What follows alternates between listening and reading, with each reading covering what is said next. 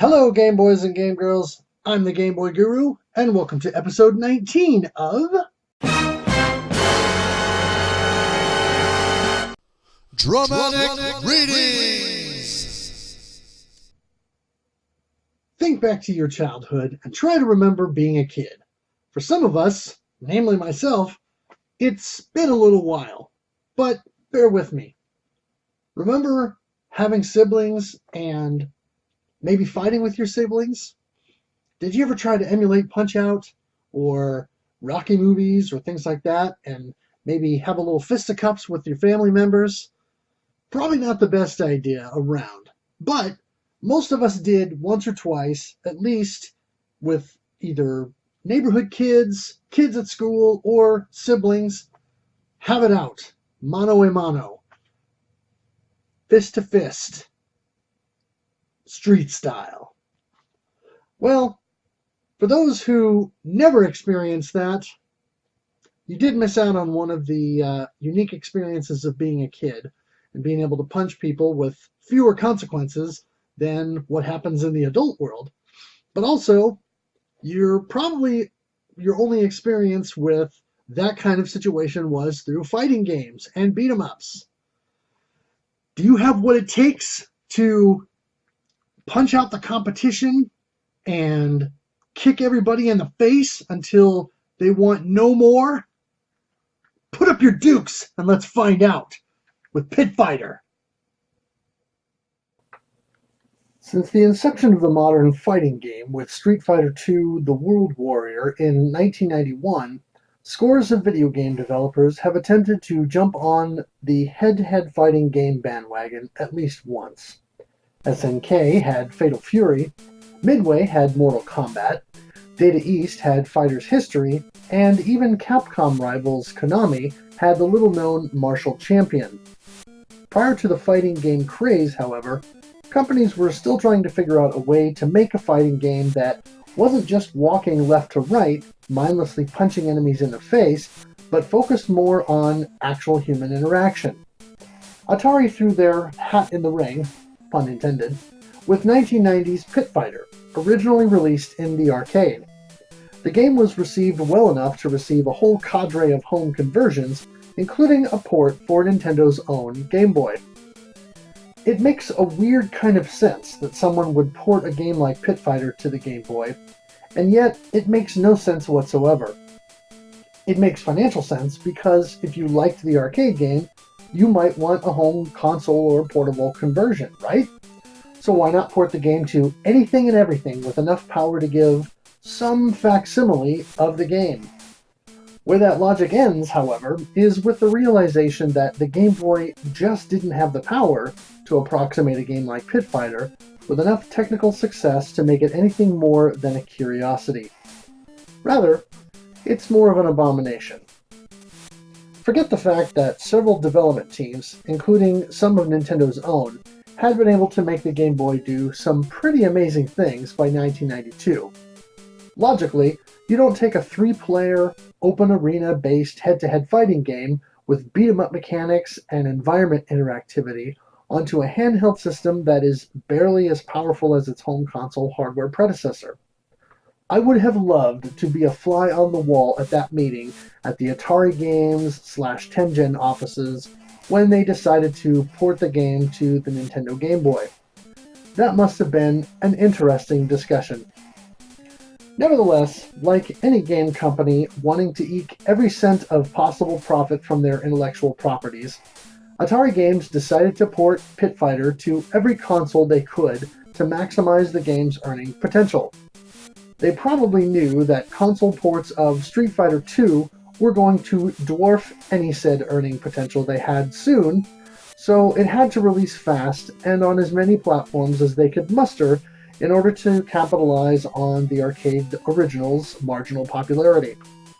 Indeed, the SNES port of Street Fighter II, followed later by the Sega Genesis release of Street Fighter II Championship Edition, took the console world by storm, and most other fighting game franchises were left in the dust.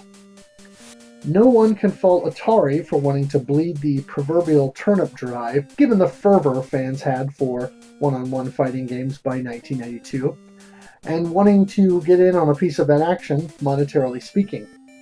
Sadly, the Game Boy conversion of Pit Fighter, that term conversion used very loosely, leaves a lot to be desired. Here's the basic setup for the uninitiated.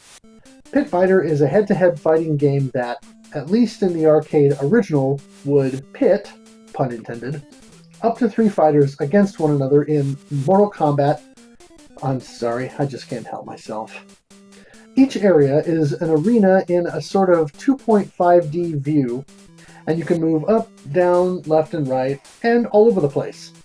You have the ability to punch, kick, and jump by pressing both buttons simultaneously, and depending on your proximity to another fighter and the combination of your movements and button presses, you can do other things like throws or slamming/kicking your opponent when they're on the ground to deal extra damage.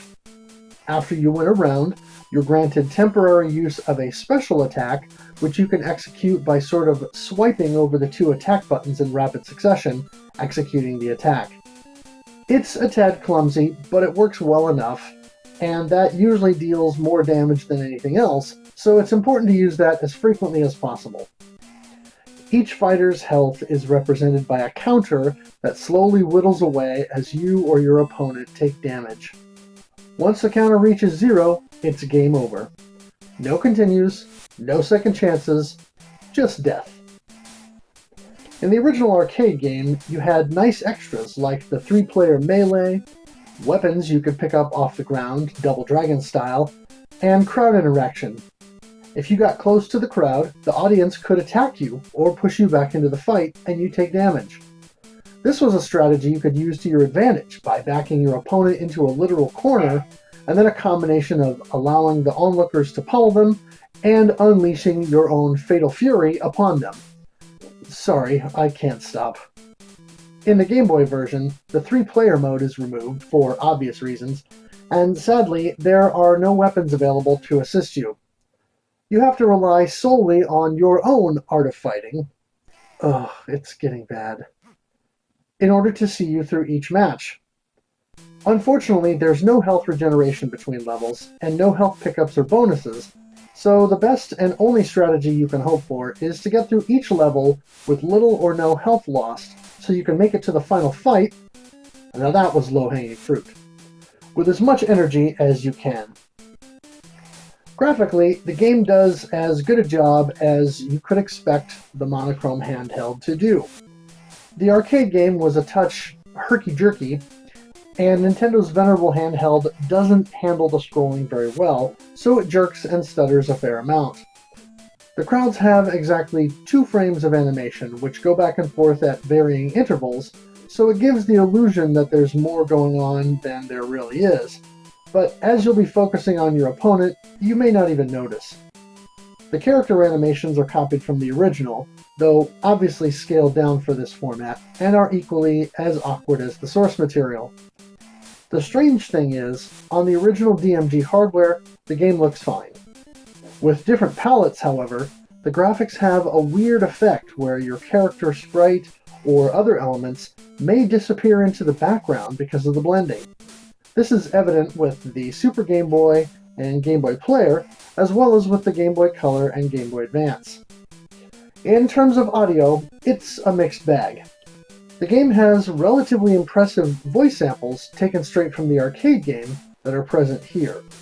However, for anyone who played the original, they would notice the rather limited number of samples available here. Speech samples are a small handful of grunts, a laugh, and a couple yells.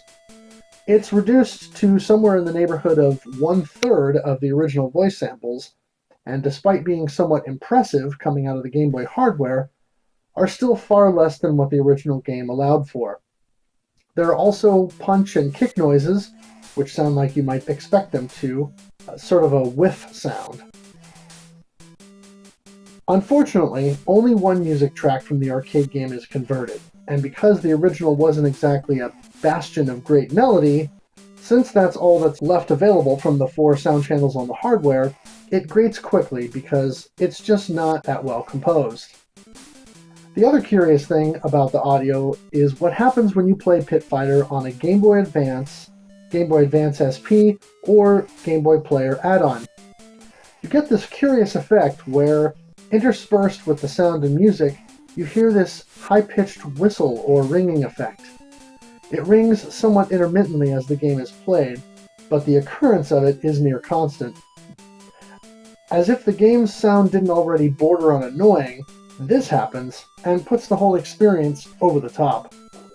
It's an interesting phenomenon, and while I don't yet know the reason for this anomaly, I recorded a video documenting it, along with the odd video problem I mentioned earlier regarding character sprites blending into the background. I'll link to that Game Boy Oddities video as well, so you can see what I'm talking about. At the end of the day, Pit Fighter remains only marginally playable. The original game wasn't known for tight control, and the Game Boy port fares no better. The game's moves aren't easy to pull off, and some of the maneuvers, like the rolling Buzz can do when he gets up from being knocked down, I was never able to accomplish. The graphics are problematic because of the choice to merely copy the arcade rather than retool for the hardware, and the impressive speech samples aren't enough to save the game's audio from being anything more than mediocre at best. The game offers no continues, unlike the arcade original, and because there are no power-ups, like the Power Pill, which offered temporary invincibility in the original, health restores, or breathing room, the randomness of the enemy characters just adds to the punishing difficulty. With some practice, I was able to kind of make it to the third fight on most every attempt.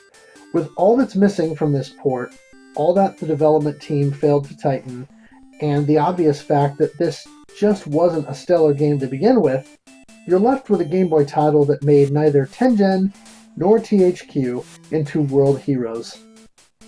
Okay, please, somebody stop me. I paid exactly $4 for this, and that's probably the most I would encourage anyone to pay. Not that I'm encouraging anyone to pay for this game. No, I would tell you to stay away, because it's just not a good game, it's not a fun game, and it's not worth your time. Pass this one up unless you're a Pit Fighter diehard, should such a creature exist, or an avid collector like me, who masochistically has to have every title, no matter how wretched.